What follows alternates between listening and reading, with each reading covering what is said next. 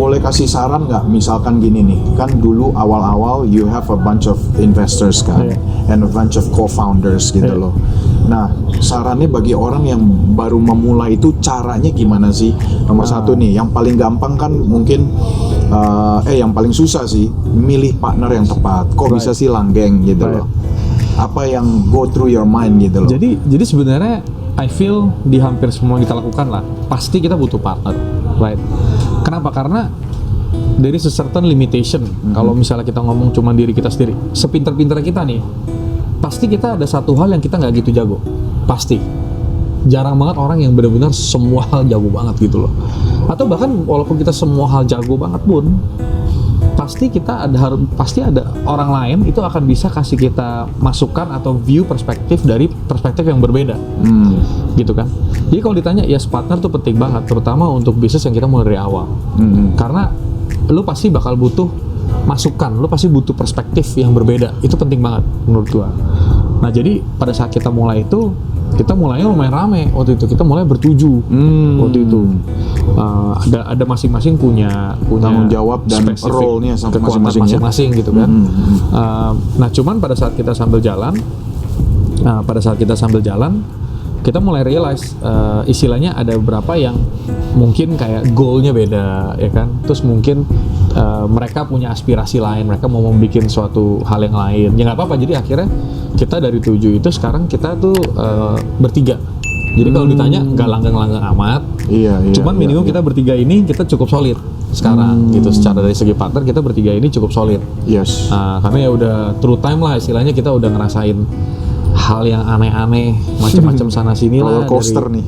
Iyalah, dari zaman-zaman dulu kita masih gebrak-gebrak meja kalau di kantor, berantem terus kerjaannya. Waduh. Terus kayak nggak percaya satu sama lain gitu kan.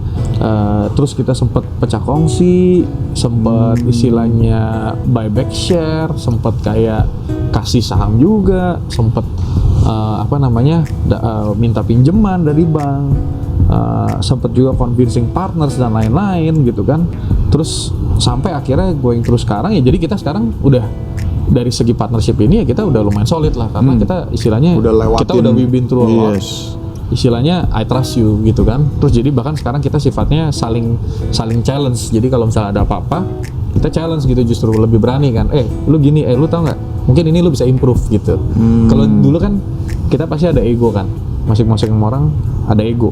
Jadi kalau misalnya kita pengen kasih input, pasti ada yang tersinggung. Betul. Kalau sekarang mah udah sama sekali nggak ada yang tersinggung deh. Kita ngomong common goal ya. Udah jelas. Jadi align common goalnya udah jelas. Kita udah tahu arahnya mau kemana. Exactly.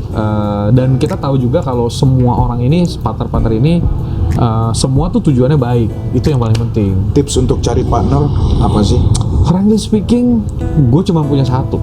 Jadi kadang-kadang susah ya. Kadang-kadang lu punya partner orangnya baik gitu. Orang baik doesn't guarantee. Atau misalnya lu bilang, oh gue cocok nih sama orang ini gitu kan. Nih gue kasih lu satu secret yang menarik. Justru kita kan sekarang partner bertiga nih. Yes. Kita solid banget kan. Kalau ditanya nih, kita bertiga ini dulu pas pertama kali mulai itu tuh kita tuh sangat tidak cocok. Jadi justru dari 7 partner yang lain itu gue paling gak cocok sama partner gue yang sekarang ini. Yang benar. Serius karena contoh simpel, cara berpikir berbeda, cara bekerja berbeda, experience berbeda, ya kan, view terhadap masa depan company juga berbeda, gitu. Jadi sangat beda banget gitu, lifestyle juga beda dan lain-lain lah. Tapi ternyata sebenarnya kita kalau nyari partner jangan cuma lihat masalah cocok-cocokan. Menurut gue cocok-cocokan penting lah. Cuman yang kita lihat adalah satu, apakah ini orang bisa mengisi hal-hal yang kita mungkin nggak gitu bagus. Jadi cari orang yang bisa orang kompeten yang jago, yang bisa compatible with us tuh bukan dari segi cocok-cocok, tapi lebih ke arah kayak oke, gue bisa ini, lu skill lu apa, jadi jelas gitu loh.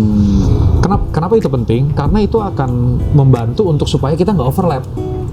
Misalnya contoh lah, misalnya gue jago di marketing contoh gitu kan, ada satu orang lagi jago juga di marketing nih, ya kan, orangnya juga tipe yang keluar juga. Ya kita bakal selalu akan argumen tentang itu, tapi kita lupa ternyata selain marketing ada juga bagian komersialnya, ternyata ada juga bagian operation, ternyata ada juga bagian teknologi, ternyata ada bagian juga finance yang kita sama sekali nggak lihat jadinya, karena kita fokus di hal yang sama.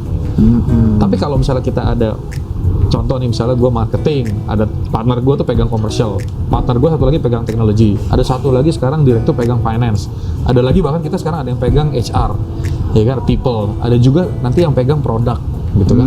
Jadi masing-masing ini punya responsibility yang very clear dan sangat berbeda, dan kita saling lengkapi satu sama lain. Cuman pada saat kita menjalaninya, kita tuh feel free untuk open, kasih suggestion, ngobrol. Tapi udah tahu nih kewajiban lu yang ini. Ya kan, masalah ada orang lain mau komen apa terserah. Oke. Gitu. Cuman yang penting lu tahu kewajiban lu yang mana.